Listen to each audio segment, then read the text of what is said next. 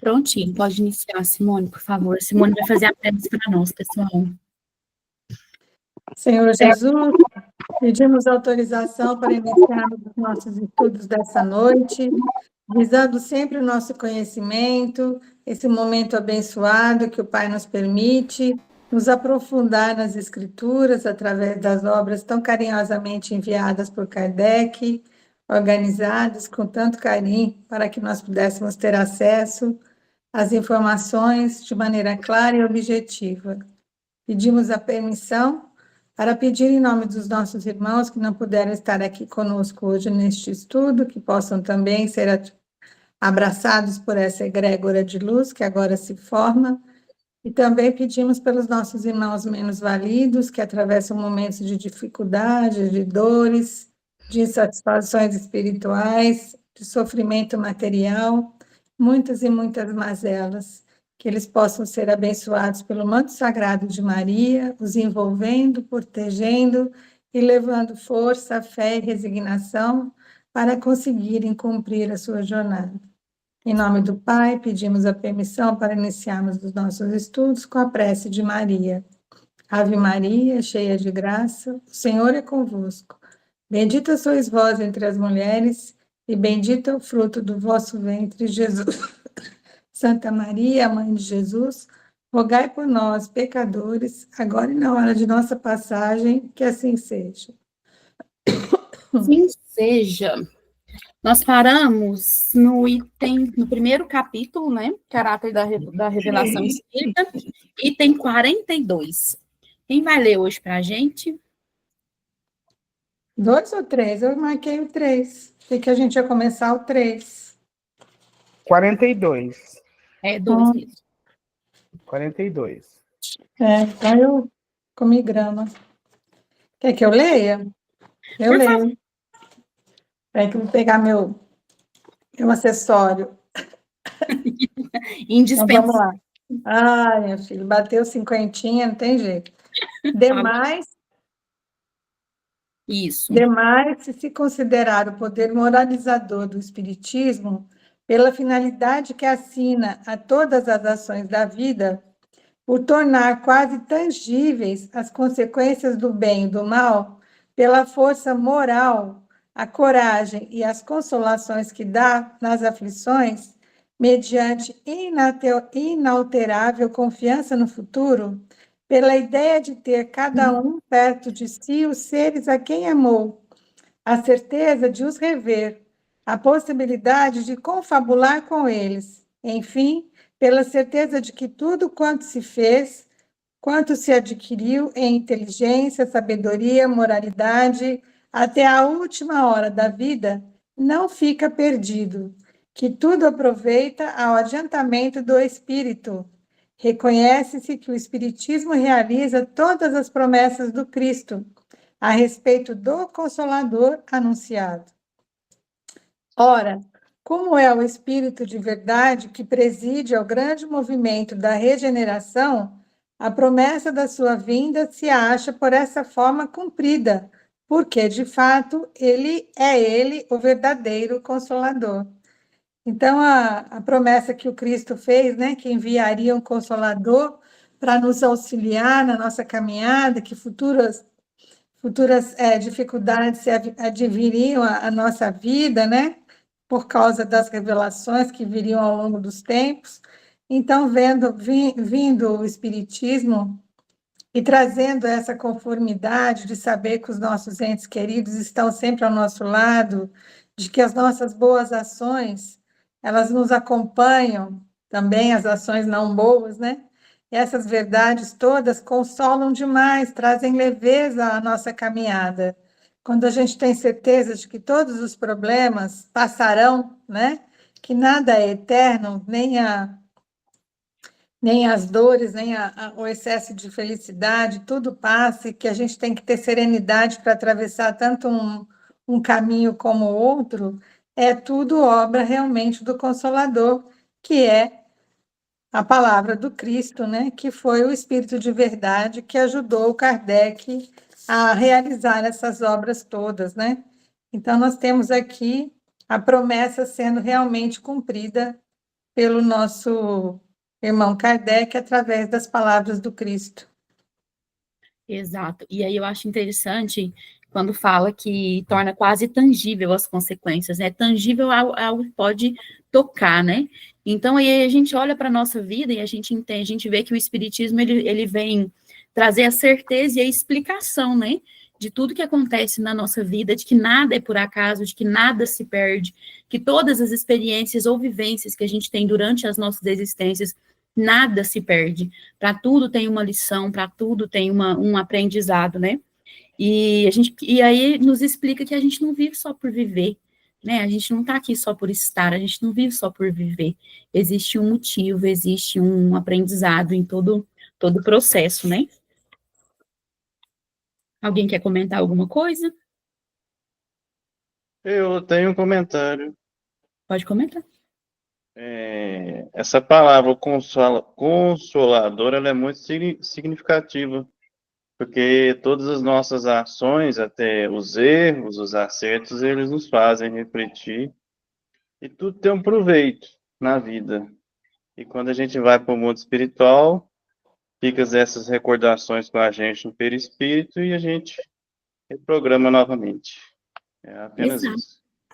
Muito bom. Mais alguém? Pode continuar, por favor, Simone. Beleza. Se a estes resultados adicionarmos a rapidez prodigiosa da propagação do Espiritismo, apesar de tudo quanto fazem para abatê-lo, não se poderá negar que a sua vinda seja providencial, visto como ele triunfa de todas as forças e de toda a má vontade dos homens. A facilidade com que é aceito por grande número de pessoas, sem constrangimento, apenas pelo poder da ideia, prova que ele corresponde a uma necessidade, qual a de crer o homem em alguma coisa para encher o vácuo aberto pela incredulidade, e que, portanto, veio ao momento preciso. Então, o homem, ele veio, ao longo do tempo, aprendendo a enxergar, né? A ver, a buscar. Então, ele começou a procurar algo que trouxesse realmente respostas a ele, né?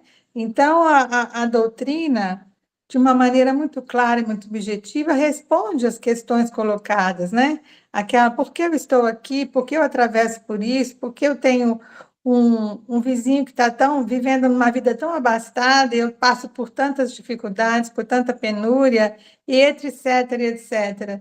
Então, essa necessidade de respostas, ela cobre um vácuo, porque a gente sabe que as outras doutrinas, elas tinham limitações em relação aos esclarecimentos aos seus fiéis, né?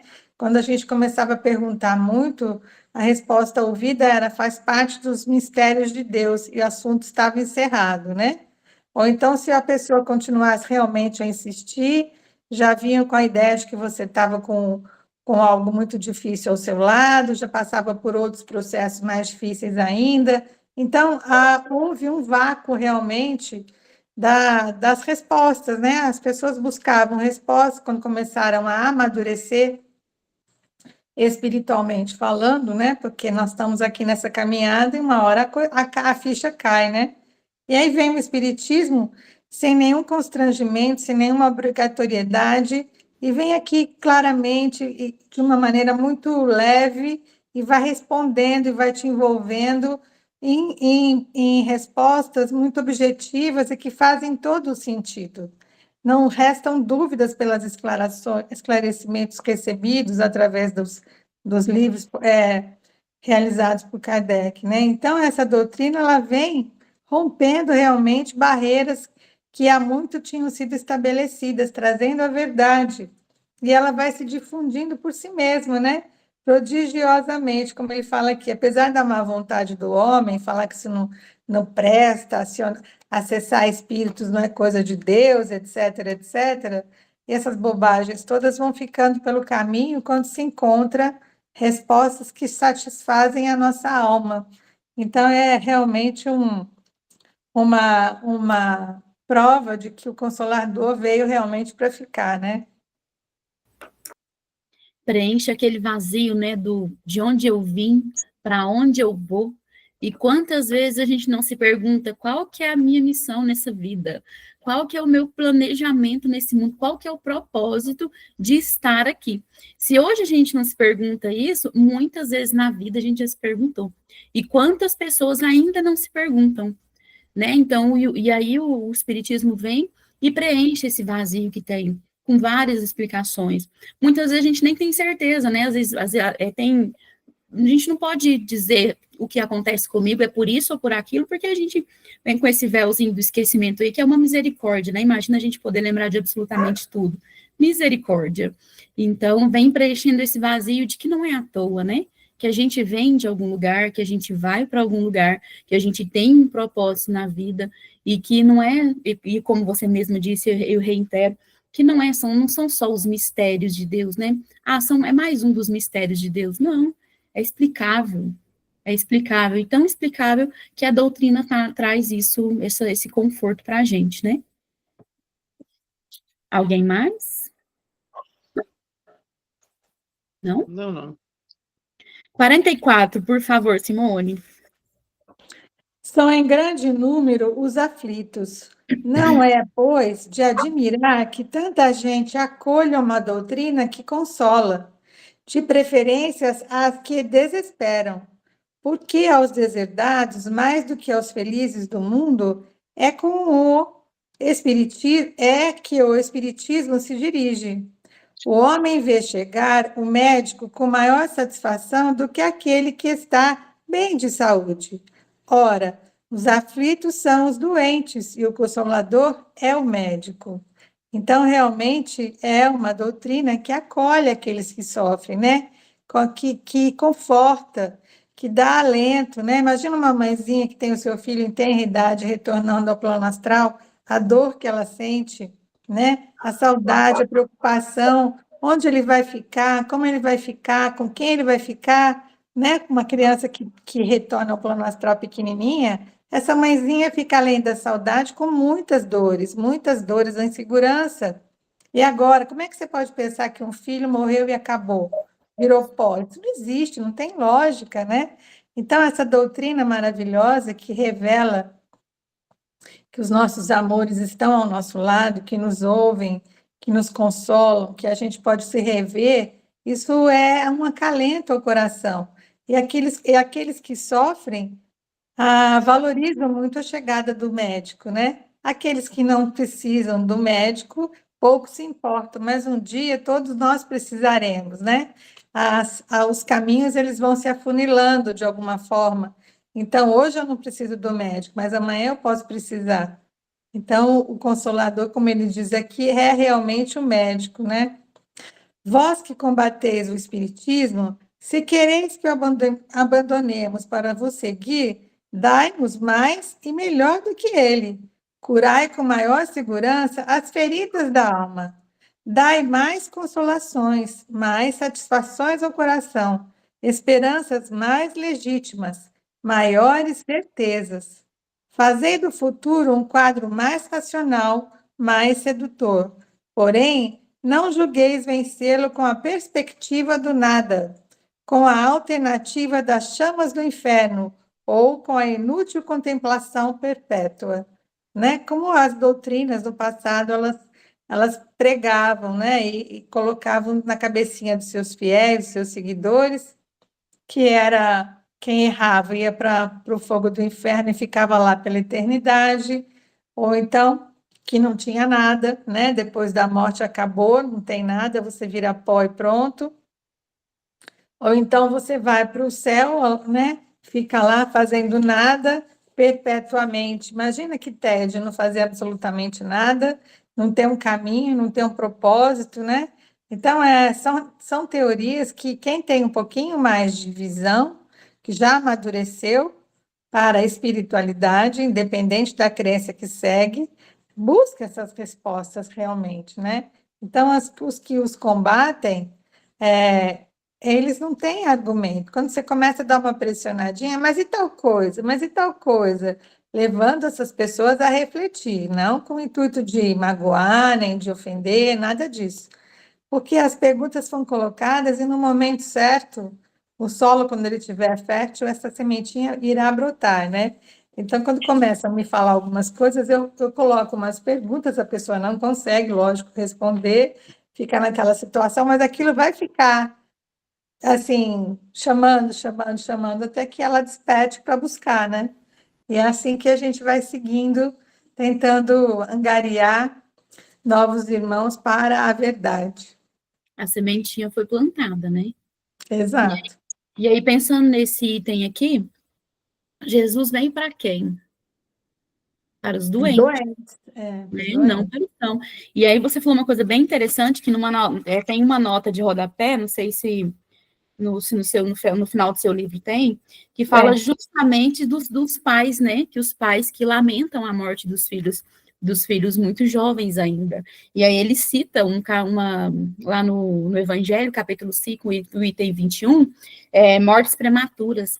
E aí, no texto inteiro, né, uma das coisas que ele fala é que a morte prematura é uma misericórdia, né, divina, né, que Deus entende que aquela pessoa não precisa passar, porque, gente, o que é a Terra? O que é estar aqui? É viver num mundo de prova e de expiação, né? Não adianta a gente pensar que por aqui a gente vai ter uma felicidade eterna, absurda, que não vai, né? Então, assim, não são altos e baixos, então é aquele gráficozinho do coração mesmo, né? Sobe, desce, sobe, desce, sobe, desce, de vez em quando dá uma alinhadinha, mas é sobe, desce o tempo todo.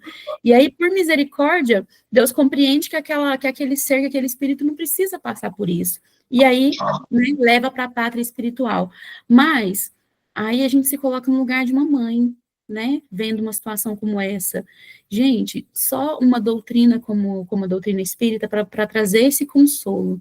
E conhecer o mínimo possível da doutrina não livra da dor, né? Ainda dói muito.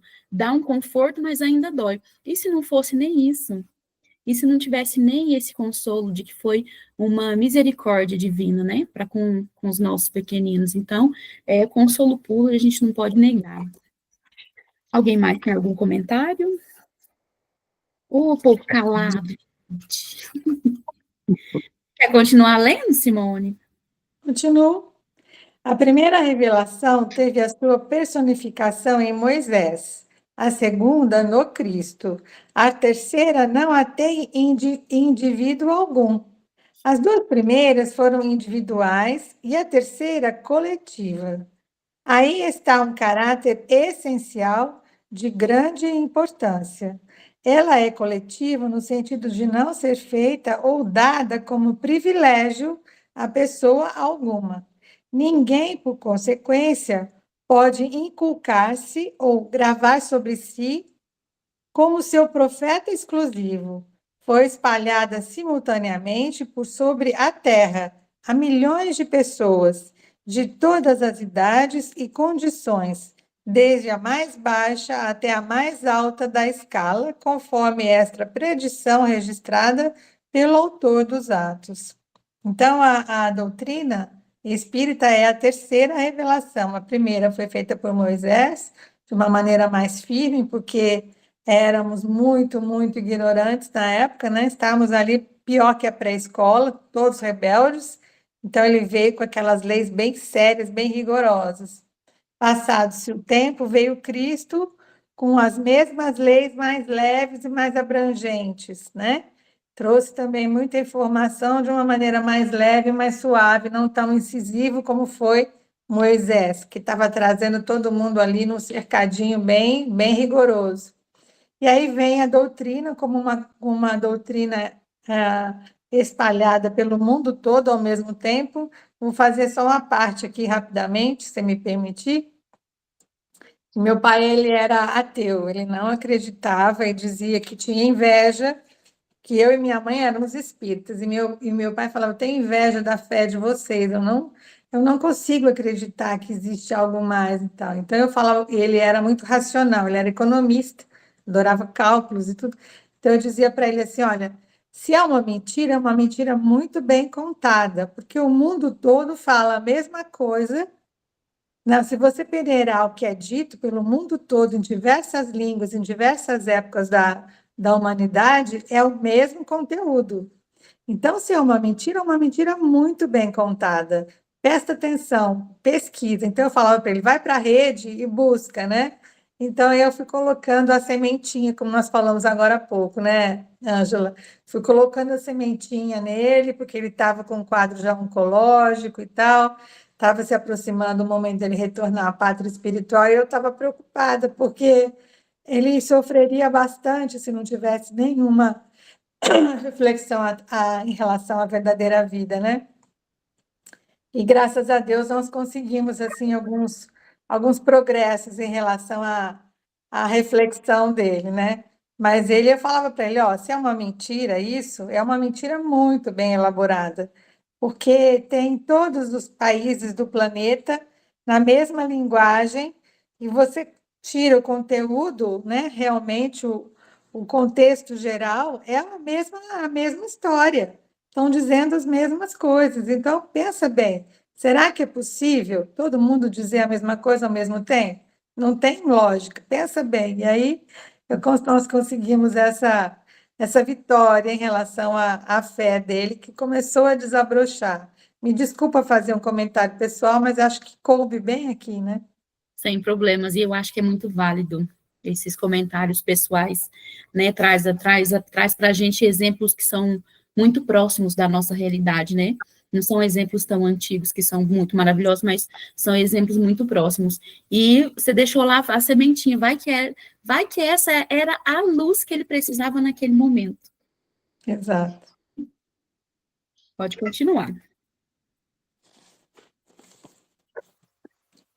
Eu parei nos Atos aqui, tinha mais um pedacinho, né? Vou voltar aqui um pouquinho.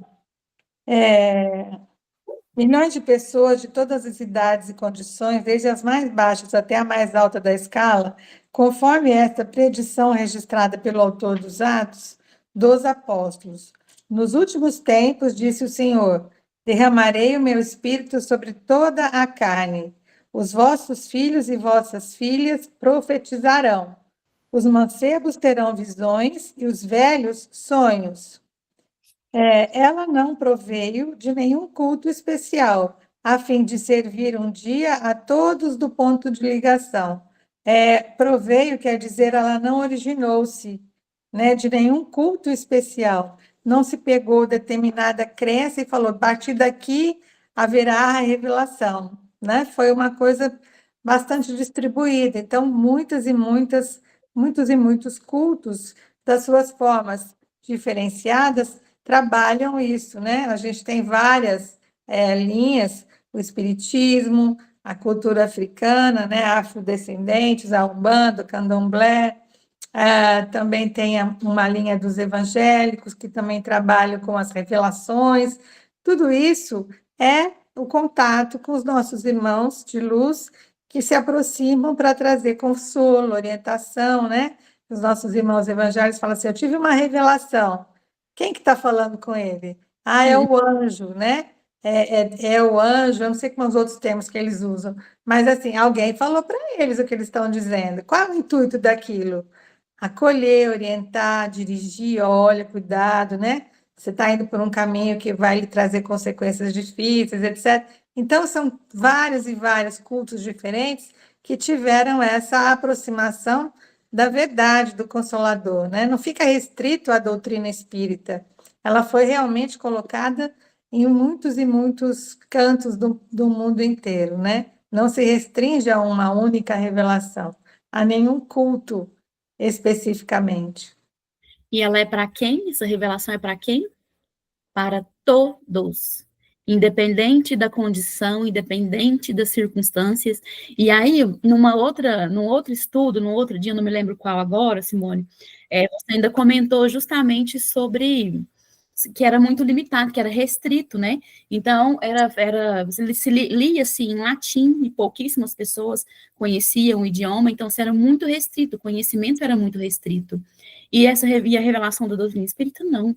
É para todos, em todos os idiomas. E tem uma nota mais embaixo que diz que a FEB, sabendo disso, publicou em vários idiomas diferentes. Então, assim, não é só para mim, não é só para vocês, não é só para alguém que está numa casa, é para todos, independente de quem seja. para todos. Ninguém vai ficar de fora. Ninguém. E isso é maravilhoso. Isso é maravilhoso, né? Deus é muito perfeito, Deus é muito bondoso e misericordioso com todo mundo, porque ninguém vai ficar de fora. Na verdade, a gente não tem condições nem de ser ignorantes no sentido de não saber, né? Porque tá estampado em todos os lugares, e se quiser o conhecimento é só procurar, no lugar mais simples do mundo que encontre. Então, ninguém vai ficar de fora. Essa revelação é para todos. Alguém quer comentar? Quer que leia a nota de rodapé? Ela é um pouquinho grande, mas quer que leia? Não, essa não precisa, não. Essa que a gente falou, não é dos pais? Não, é outra. Ah, pode, então. Então, vou ler. Nota de rodapé em relação a essa profetização aqui. Verdade. O nosso papel pessoal num grande movimento de ideias que se prepara pelo Espiritismo e que começa a operar-se é o de um observador atento, que estuda os fatos para lhes descobrir a causa e tirar-lhes as consequências. Confrontamos todos os que nos tem sido possível reunir. Comparamos e comentamos as instruções dadas pelos Espíritos em todos os pontos do globo e depois coordenamos metodicamente o conjunto. Essas observações, no meu ver aqui, ó, vou dar uma pausinha, é uma observação do Kardec, falando sobre como ele montou essa obra. Então, aqui, ó, em suma, estudamos e demos ao público o fruto das nossas indagações, sem atribuirmos aos nossos trabalhos valor maior do que o de uma obra filosófica deduzida da observação e da experiência, sem nunca nos considerarmos chefe da doutrina, nem procurarmos impor as nossas ideias a quem quer que seja. Publicando-as, usamos de um direito comum, e aqueles que as aceitaram e fizeram livremente, e aqueles que as aceitaram e fizeram livremente. Se essas ideias acharam numerosas simpatias, é porque tiveram a vantagem de corresponder às aspirações de avultado número de criaturas, mas disso não colhemos vaidade alguma, dado que a sua origem não nos pertence. O nosso maior mérito é a perseverança e a dedicação à causa que abraçamos. Em tudo isso, fizemos o que o outro qualquer poderia ter feito como nós, razão pela qual nunca tivemos a pretensão de nos julgarmos profeta ou Messias, nem ainda menos de nos apresentarmos como tal. Porque o Kardec, quando ele estava elaborando esses livros, né, o Livro dos Espíritos, o Evangelho, ele tinha o apoio do Espírito da Verdade, mas ele distribuía as questões, as perguntas, para vários médiuns de Paris, de fora de país, mandava para outros países. Então, ele foi colhendo essas respostas, e as respostas que chegavam, que eram similares, ele ia separando para fazer um único bolo, né? Ele ia fazendo uma filtragem das respostas que eram similares, e aí, dessas respostas, é que ele elaborou, com o auxílio do Espírito da Verdade, elaborou a obra final. Então, isso é um trabalho a muitas mãos, né? Não é um trabalho que ele realizou. Ele só serviu como um instrumento de moderação, recebendo tudo que ele colocava, intuído, lógico, né, pelo nosso irmão de luz, Jesus, e ele foi fazendo essa coletânea de respostas, de informações, e aí surgiram o Pentateuco, né, que são os 5 livros básicos que orientam a doutrina espírita. E é interessante que ele coloca isso numa questão nesse item que ele colocou, justamente quando fala que, né, que essa revelação por consequência que não pode inculcar como profeta exclusivo, né? E aí a gente pode observar que em todas as escritas do Kardec, quando ele tem uma nota pessoal, quando é uma opinião pessoal, ele deixa bem especificado lá que é uma nota dele. Em momento algum ele toma todo aquele conteúdo como seu, né? Então, quando é uma ideia dele, quando é o entendimento dele, ele coloca que é um entendimento dele. E isso é muito respeitoso, né? Com todo o conteúdo com o qual ele trabalha. Exato. Tem mais um pedacinho do 46 aqui. Essa é uma das causas da rápida propagação da doutrina. Se ela Irmão, tivesse... Oi? você leu até o final da 45, aí você pode começar a 46. Ah, é? Eu achei que eu tinha feito a 46. Não, Então, vamos lá. As duas primeiras revelações, sendo fruto do ensino pessoal, ficaram forçosamente localizadas, isto é, apareceram num só ponto em torno do qual a ideia se propagou pouco a pouco. Mas foram precisos muitos séculos para que atingissem as extremidades do mundo, sem mesmo o invadirem inteiramente. A terceira tem isso de particular. Não estando personificada em um só indivíduo, surgiu simultaneamente em milhares de pontos diferentes, que se tornaram centros ou focos de radiação. Multiplicando-se esses centros, seus raios se reúnem pouco a pouco, como os círculos formados por uma multidão de pedras lançadas na água, de tal sorte que, em dado tempo, acabarão por cobrir toda a superfície do globo. Essa é uma das causas da rápida propagação da doutrina. Se ela tivesse surgido num só ponto, se fosse obra exclusiva de um homem, houvera formado seitas em torno dela, e talvez decorresse meio século sem que ela atingisse os limites do país onde começara, ao passo que, após 10 anos, já estende raiz de um polo ao outro. Então, tudo tem uma razão de ser, né? A primeira foi Moisés, ficou limitada àquela região. A segunda foi Cristo, os apóstolos foram levando pelo mundo a palavra do Cristo. Você falou alguma coisa? não. Aí a terceira, que é a doutrina, né, que é a revelação, que são as obras, elas foram divulgadas simultaneamente, né? Por causa dessa coletânea dele aí das respostas, das perguntas, os médiuns do planeta foram sintonizando com essas questões. Então a propagação foi maciça, né? Rapidamente ela se dissipou e aí ela abrangeu realmente de polo a polo, né? A, a doutrina espírita não foi colocada para um só núcleo, né, de culto, para que ela não ficasse limitada. Então, é uma engrenagem. Eu falo que a espiritualidade tem uma engrenagem tão perfeita que a gente fica boquiaberto, boquiaberto. É sensacional. Sensacional. Justamente por ser coletivo, pensa, gente, vamos raciocinar. Justamente por ser coletivo, e aí é espalhado em vários pontos ao mesmo tempo, né? Diferente de como foi Moisés, de como foi Jesus, e aqui eu retorno ao que nós falamos anteriormente, né? E aí fica aquela coisa limitada só para quem sabe um idioma, ou só para quem tem o poder de ter aquele documento. E a doutrina espírita não. É de uma maneira coletiva e vai para os 4 cantos do mundo ao mesmo tempo. É sensacional, é uma engrenagem muito perfeita. Eu sei que eu empolgo falando disso, mas é porque é sensacional mesmo. Mais algum comentário, gente? Eu tenho uma pergunta. Pergunte. Essa disseminação da doutrina espírita em diferentes pontos do globo se resume na codificação do Livro dos Espíritos, lá no século XIX, a partir daquele momento?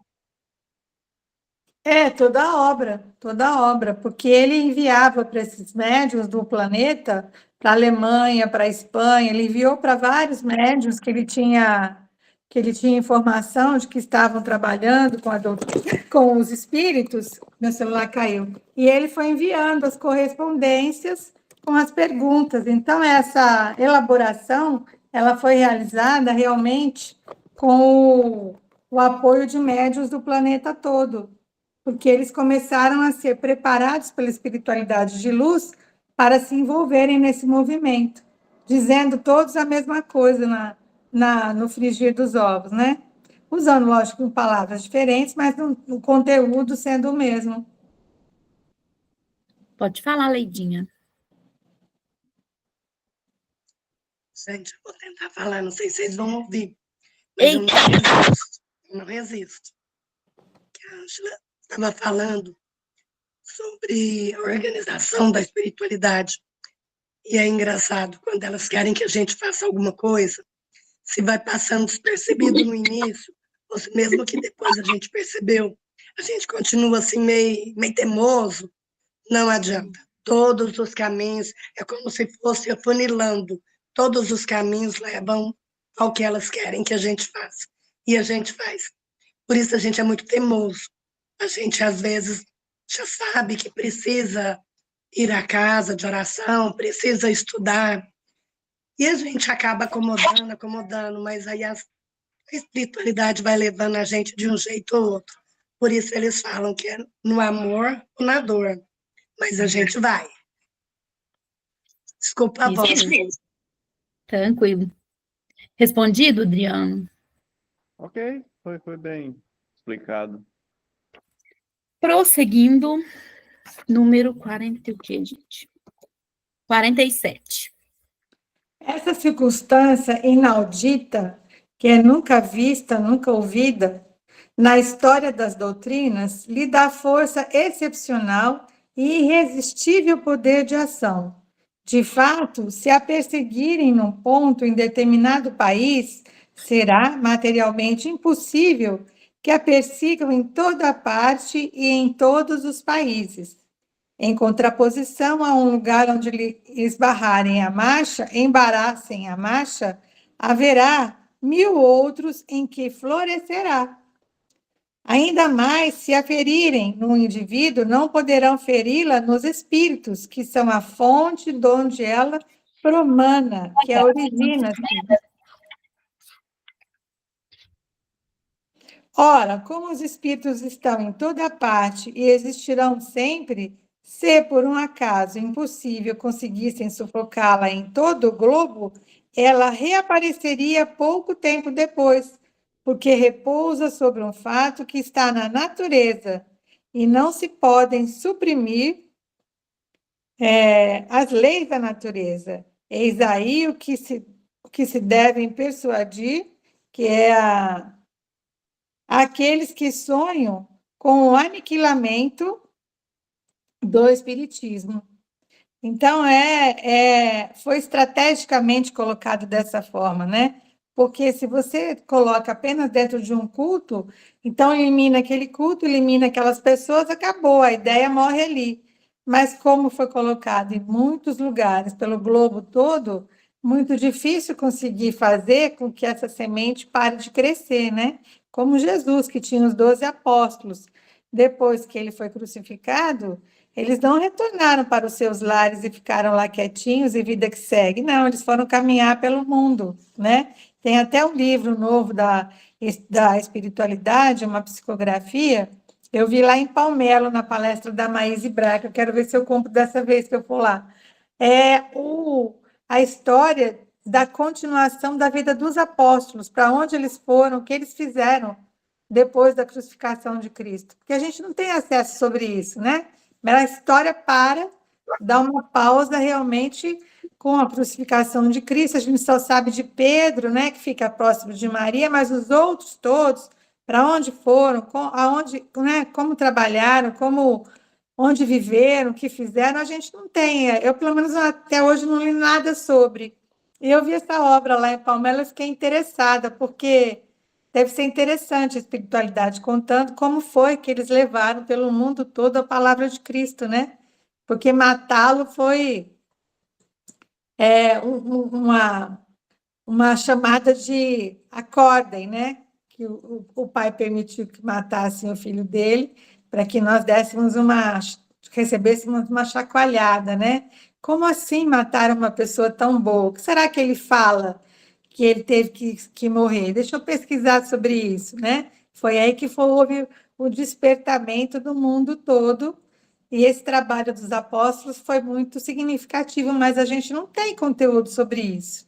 Não, eu nunca li nada sobre. Você já leu alguma coisa, Ângela? Não, eu li pouca coisa no Boa Nova, mas pouquíssima coisa. E Paulo Estevão também fala um pouco, mas muito pouco também. Fala mais de Pedro mesmo e algum deles, mas também muito pouco.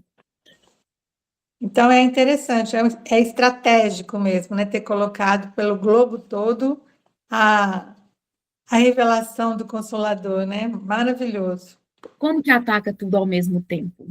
Não tem como. Impossível, né? É impossível. Primeiro que ele coloca justamente que é impossível. E ainda que consiga, hoje nós estamos em 9 pessoas aqui, 8, né? Que agora a gente está com 2 contas. Hoje estamos com 8 pessoas aqui nessa sala, somos 8 pessoas em lugares diferentes. Ainda que elimine os 8, nós já deixamos uma sementinha em alguém. E aquele alguém já deixou uma sementinha em outro alguém. Então não tem como, é impossível atacar tudo ao mesmo tempo, né? E como ele mesmo coloca, os espíritos existem e sempre existirão. Então, mesmo que acabe com tudo, que é impossível, e ainda que fique tudo quieto por um curto período, é um curto período de tempo, que logo em seguida começa tudo outra vez. Então, não tem como. A Leidinha quer falar ou esqueceu de desligar, apagar a mãozinha? Desculpa. 48.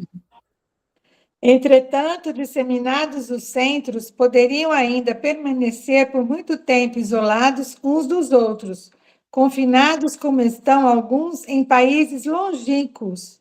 Faltava entre eles uma ligação que os pusesse em comunhão de ideias com seus irmãos em crença, informando-os do que se fazia algures em algum lugar. Esse traço de união, que na antiguidade teria faltado ao Espiritismo, hoje existe nas publicações que vão a toda parte, condensando sobre uma forma única, concisa e metódica o ensino dado universalmente sob formas múltiplas e nas diversas línguas. Assim, compreendendo, a Federação Espírita Brasileira passou a publicar obras espíritas na língua internacional, que é o Esperanto. O Esperanto é uma língua que é muito trabalhada, difundida na doutrina espírita, por ser uma língua universal, né? Quem aprende o Esperanto fala com todas as pessoas por Esperanto. Não é uma língua limitante. Então, eles falam que a gente deve fazer um esforço para aprender Esperanto. É como hoje é o inglês, né? Quem fala inglês fala no mundo inteiro, porque o inglês hoje é uma língua predominante. E na doutrina, o Esperanto é essa língua predominante. Então, a federação começou também a imprimir livros na língua do Esperanto. Interessantíssimo. Responsabilidade justamente na divulgação, né? Justamente para não ficar como era antes, limitado, né? 49, 15 minutos temos ainda. As 2 primeiras revelações só podiam resultar de um ensino direto, como os homens não estivessem ainda bastante adiantados a fim de concorrerem para sua elaboração, elas tinham que ser impostas pela fé, sob a autoridade da palavra do Mestre, que era a lei de Moisés e a lei de Jesus, né? Contudo, notam-se entre as duas bem sensíveis diferenças. Devido ao progresso dos costumes e das ideias, se bem que feitas ao mesmo povo e ao mesmo meio, mas com 18 séculos de intervalo. A doutrina de Moisés é absoluta, despótica, que é uma doutrina brava, tirânica, né? Impunha, né? Porque o povo era muito rebelde, então ele era tirano, ele era ferro e fogo realmente. Não admite discussão e se impõe ao povo pela força. A de Jesus é essencialmente conselheira, é livremente aceita e só se impõe pela persuasão. Persuasão é a certeza fortemente estabelecida. Persuasão é quando você tem uma certeza e prova que aquilo ali é real, né? Então, é o significado da palavra persuasão. A de Jesus é essencialmente conselheira, é livremente aceita e só se impõe pela certeza de que aquilo é real. extrovertida desde o tempo do seu fundador, que não desdenhava, que não se rebaixava ao discutir com seus adversários. Então, quando vinham questionar Jesus, ele não ficava batendo boca. Quando discordavam dele, ele não ficava batendo boca. Você está errado, isso é verdade, é assim, você vai ver, não jogava praga, nada disso. E se aquela pessoa não está pronta para aprender e para absorver, deixa ela no caminho dela. O dia que o solo dela estiver fértil, a sementinha vai brotar. Ele não discutia, ele não batia a boca, ele não revidava, né? Todos aqueles que maldiziam os ensinamentos dele eram ignorados no sentido de não de serem desprezados, mas de serem deixados ao seu momento de despertar, né? Sem nenhuma imposição. Você precisa acreditar, você tem que refletir. Você está errado, você está indo por um caminho. Não, Jesus não fazia nada disso. Então, foram dois momentos bem diferentes, dizendo mais ou menos as mesmas coisas, mas de uma maneira muito diferente, uma muito imposta, né? Que era com bastante tirania, que era a época de Moisés, onde o povo era muito rebelde, muito difícil, e depois veio o momento de Jesus com uma coisa mais branda, mais suave, mais livre, né? É sobre isso que ele está ali falando. E Jesus trazia alguns argumentos que era incontestável, né? E às vezes até dentro da própria realidade da pessoa mesmo, fazendo com que as pessoas pensassem no que estava dizendo. De uma maneira bem calma, bem tranquila, bem a moda de Jesus mesmo. Um dia a gente fica assim, gente. Eu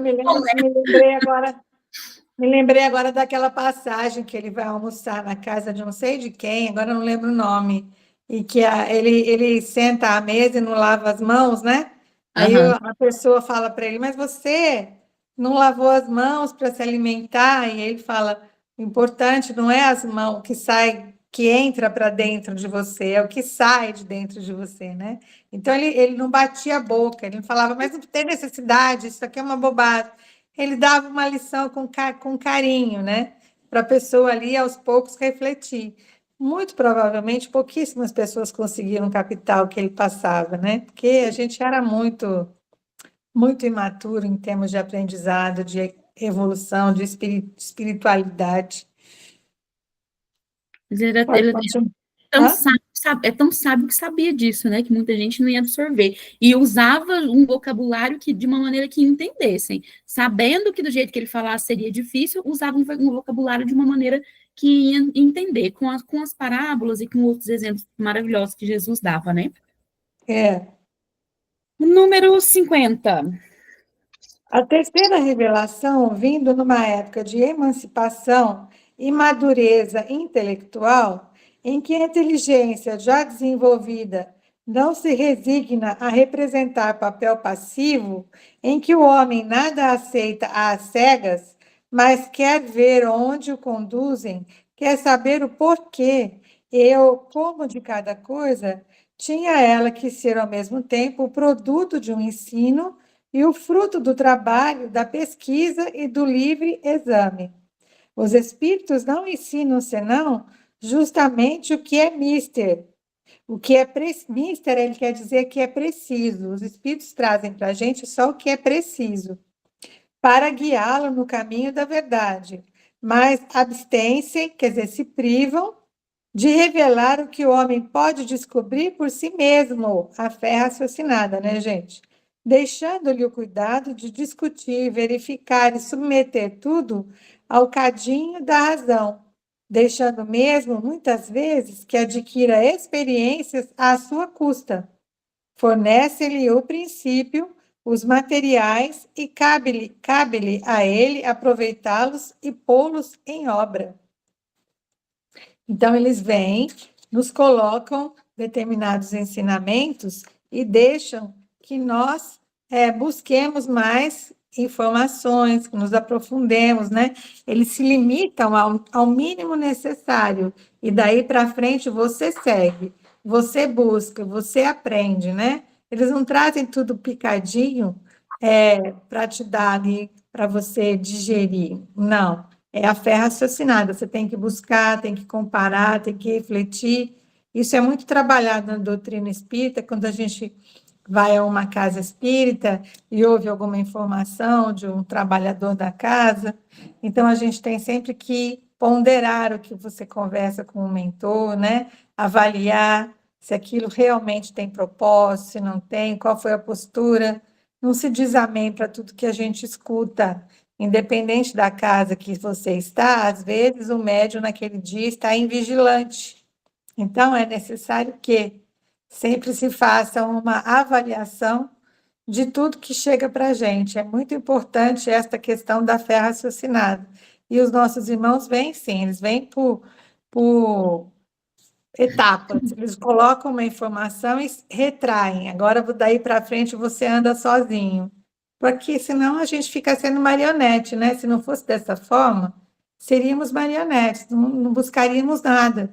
Estaríamos ali sendo conduzidos o tempo todo por irmãos que estão ao nosso lado, e cadê o aprendizado individual, né? Cadê o esforço individual? Contar uma coisa que ficou na minha cabeça e eu repito isso sempre que eu posso. Quando eu estava fazendo um curso de expositor espírita, a professora, um dia lá no dia da aula, ela falou o seguinte, que muita gente, quando vai fazer uma palestra, pauta somente na ocasião de que somos intuídos. Aí ela falou o seguinte, somos sim intuídos ao que falamos quando a gente faz uma palestra, mas o estudo é uma obrigação do palestrante, do expositor. Então, o conhecimento é uma função, é uma obrigação nossa.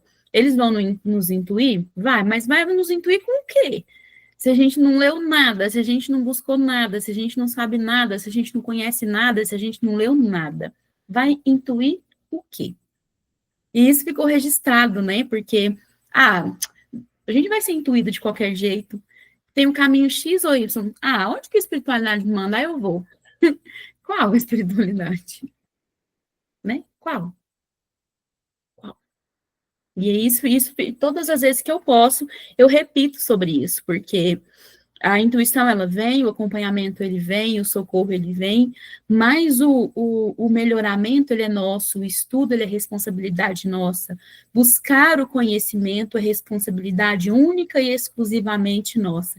E um pouquinho aqui atrás, vem dizendo, né, que ele faz o que é necessário, mas que a gente precisa ir buscar o restante, né, aquilo que a gente é capaz de descobrir por nós mesmos, é por nossa conta. Mais alguém quer comentar alguma coisa? Leidinha, mesmo sem voz? Você falando sobre... Pode falar, Leidinha. Não, eu ia falar que não estou conseguindo, mas é isso mesmo. Também penso igual. Então tá. Você ia falar alguma coisa, Simone? Eu ia falar que você colocando essa questão aí, me lembrei de uma palestra do Divaldo que ele contou que no início que ele fazia as palestras, ele ligava a antena e a palestra saía, né? E, então eu vou lá, vou fazer uma palestra. Ele dava o tema, ele ia e fazia.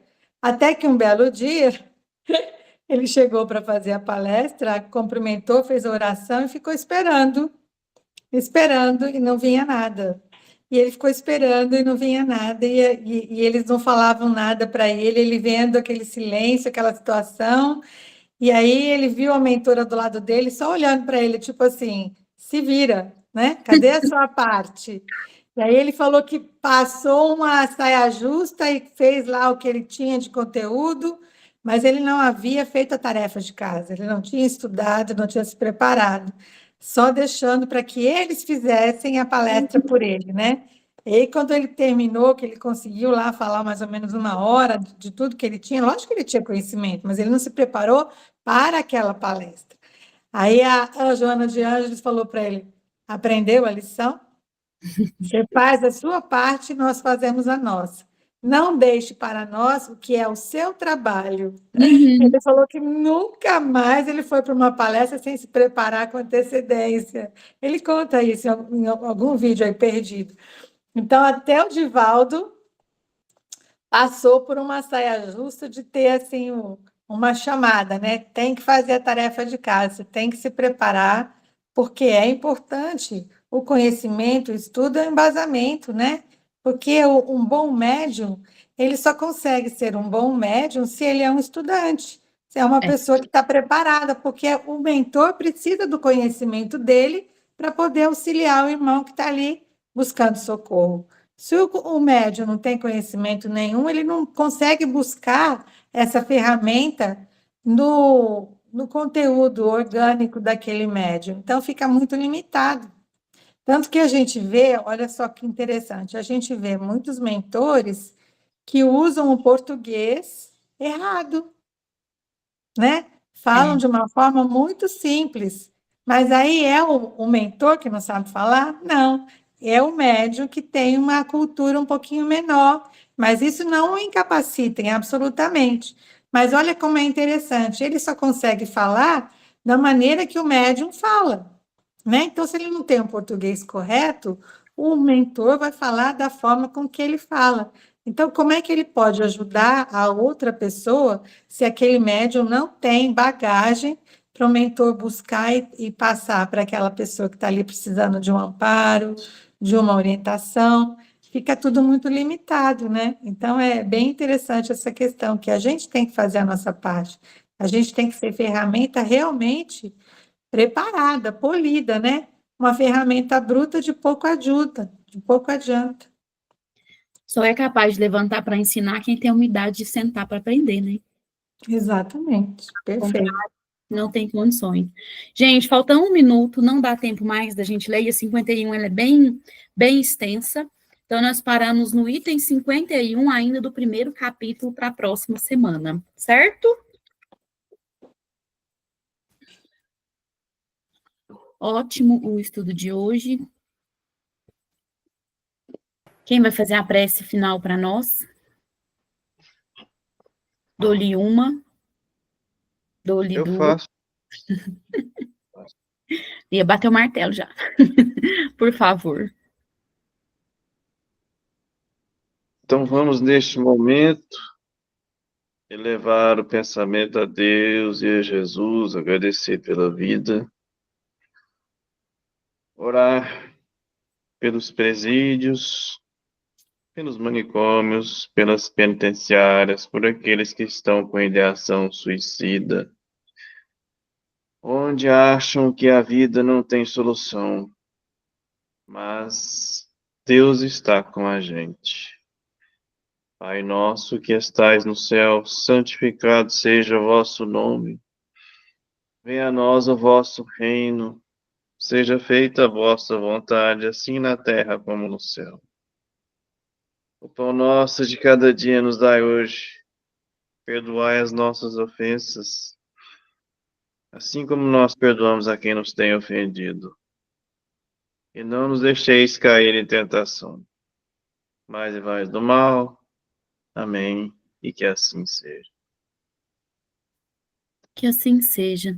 Gente, eu esqueci uma coisa. A gente criou o grupo de WhatsApp para que a gente possa, para eu ir postando o link lá, que às vezes é mais rápido e mais fácil. E aí eu esqueci hoje. Mas aí, se alguém tiver interesse em entrar, me chama lá no privado, que aí eu adiciono vocês lá, tá bom? Muito obrigada pela presença de todos vocês. Fiquem todos com Jesus. Tenham uma boa noite, bom descanso e até a próxima quinta. Amém. Até a próxima quinta para todos vocês.